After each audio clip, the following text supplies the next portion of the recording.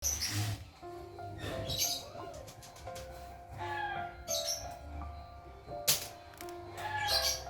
lagi di channel Rumah Kebun Organik bersama saya Julianto Samosir. Sahabat, hari ini saya mau sharing tentang budidamber saya ya. Yang biasanya setiap akhir pekan atau weekend itu saya selalu ganti airnya. Tujuannya apa? Yang pertama supaya di dalam, karena kan saya nggak menggunakan aerator atau tidak menggunakan air mengalir, jadi oksigen itu supaya bisa tetap ada di dalam airnya ya. Jadi lelenya nggak sampai mati karena kepekatan air yang cukup tinggi ya. Karena setiap hari kan dikasih pakan. Nah, sisa pakannya itu juga membuat air jadi keruh dan kotor.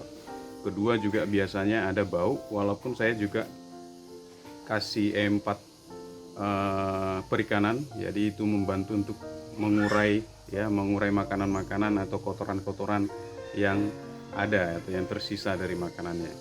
Terus berikutnya juga ya, lebih indah ya kalau airnya bersih. Lebih indah terlihat atau lebih bagus terlihat. Nah, air kolam lele ini manfaatnya ini sama seperti POC atau pupuk organik cair, karena ada unsur N ya, nitrogen dan juga fosfor ya. Kita tahu sendiri N itu baik sekali ya untuk membantu proses fotosintesis dan juga pembentukan daun ya, ranting dan juga batang ya.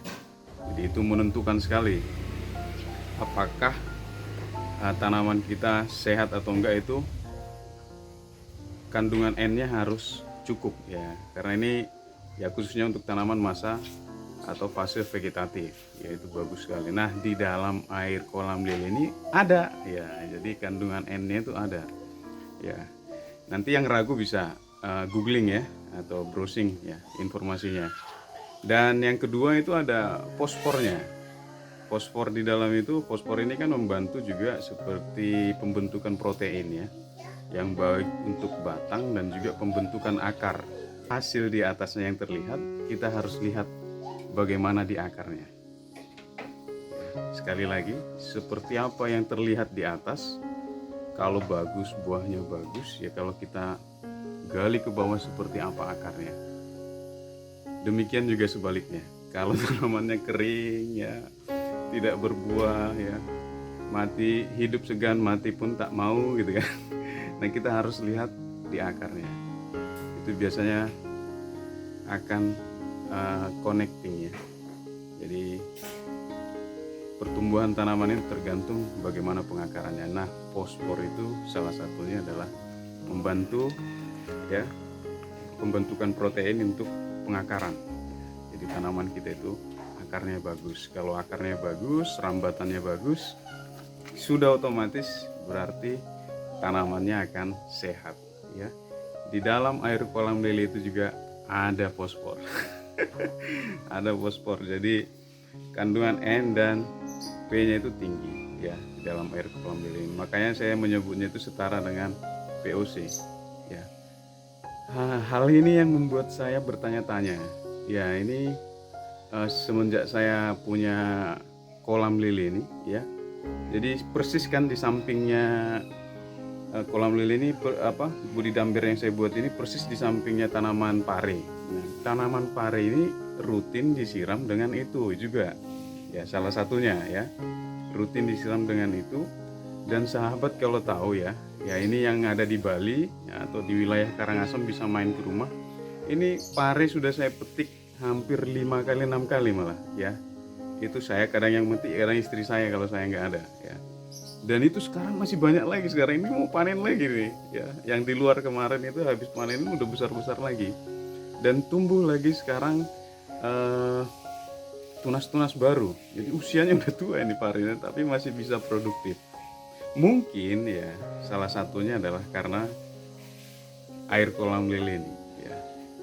Air kolam lele ini membantu memenuhi nutrisinya ya, dan juga beberapa tanaman yang lain. Hampir semua di sini saya biasanya rutin. Karena satu ember itu kan 80 liter. Jadi setiap minggu itu ambil ya, sambil olahraga ya. Sambil olahraga saya ambil, siram satu persatu ya. Ya, itu seni itu. Siram satu persatu dalam polybag. Jadi ya di kebun ini juga Ya daunnya cukup bagus ya, pohonnya juga cukup bagus tanpa harus membeli pupuk dari luar ya, pupuk kimia sintetis dari luar. Nah, jadi ya yang punya budidamber atau kolam lele, kolam ikan nila atau ikan gurami atau ikan hiu ya, enggak bukan ya, yang terakhir jangan, itu kita bisa manfaatkan airnya. Kalau punya kolam besar ya mungkin bisa digunakan untuk menyiram, tetapi baiknya jangan setiap hari ya. Ya, bisa 3 sampai 4 hari sekali, tapi saya kalau di rumah ini 1 minggu sekali biasanya saya siram ya. Saya siram, dikocor di ininya, bukan disemprot ya, dikocor ya, minggu sekali sekaligus mengganti airnya. Jadi siklusnya adalah lelenya tetap hidup, air dari kolam lele itu sisa makanan dan kotorannya kita pakai untuk tanaman ya, dan kita yang mengerjakan ya, kita yang membantu melakukan ya prosesnya. Nanti tanaman dan juga lele hasilnya untuk kita. Siklus pendeknya kira-kira seperti itu. Tapi kalau mau lebih panjang itu sebenarnya saya punya konsep permakultur ya, itu panjang ya, jadi saling melengkapi ya. Jadi tanaman ke hewan ya, hewan juga memberikan kotorannya, ke hasil kotorannya jadi pupuk kandang ya, terus daun-daun bisa jadi kompos, itu ke tanah memberikan makanan kepada mikroba di dalam tanah. Mikroba di dalam tanah ini memberikan kesuburan ya, atau membantu kesuburan di dalam tanah ya, karena ada miliaran mikroba di dalam tanah itu ya. Dan juga kalau tanahnya sudah subur, kita tanam apapun itu tumbuh ya, kita tanam apapun itu tumbuh, tentunya hasilnya juga akan bagus kalau tanahnya subur ya toh. Nah, hasil panennya itu kita nikmati ya, mungkin ada yang kita bisa jual kalau skala besar atau skala konsumsi seperti kebun di pekarangan rumah ini. Kita tercukupi, tanaman sehat, hewan juga yang dipelihara sehat, ikan dan lain sebagainya, kita terpenuhi. Jadi konsep permakultur itu natural, itu ada siklus yang saling membutuhkan ya, satu dengan yang lain ya, ibaratkan satu petak gitu, itu nggak perlu keluar kemana-mana, udah hidup dan sudah di situ. Nah, hasil yang bisa dijual mungkin bisa untuk bantu sekolah anak ya, beli motor ya, beli rumah, beli mobil ya kalau lahannya luas.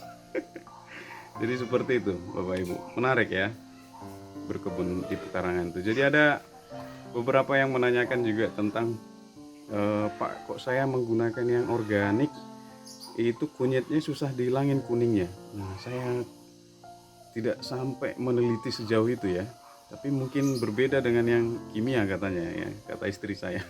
Dia bilang ada yang menyampaikan seperti itu, sahabat, di komentar di channel YouTube saya. Mungkin organik kadang-kadang yang pasti organik itu saya sudah jalani hampir 10 tahun ya, itu tidak kalah kualitasnya dengan yang menggunakan kimia sintetis ya, baik itu hasilnya, pertumbuhannya ya, seperti tanaman-tanaman yang di kebun ini ya, semuanya organik, itu tidak kalah.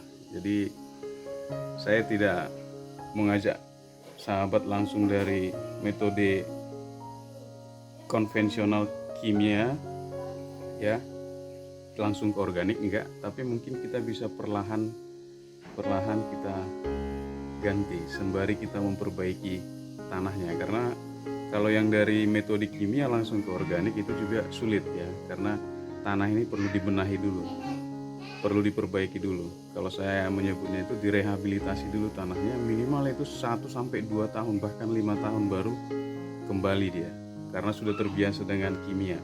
Mikroba yang di dalam itu sudah nggak ada ya.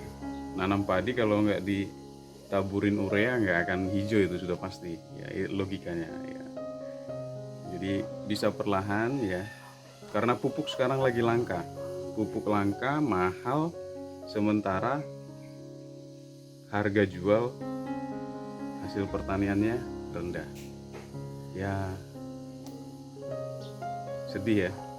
Jadi, nah kalau di organik kita bisa mengurangi itu semua, mengurangi ongkos produksi, ya, mengurangi dampak kerugian ya yang diakibatkan apabila ada perubahan harga dan lain sebagainya. Jadi itu sharing saya hari ini ya, sharing saya hari ini manfaat dari air kolam lele. Dari air kolam lele kita bisa gunakan kembali sebagai pupuk. Saya Julianto Samosir, channel Rumah Kebun Organik. Mudah-mudahan informasi ini bermanfaat dan kita bisa tetap menanam, kita rawat, panen, nikmati, dan bahagia. Sampai ketemu di video-video inspirasi berikutnya. Salam organik. Bye-bye.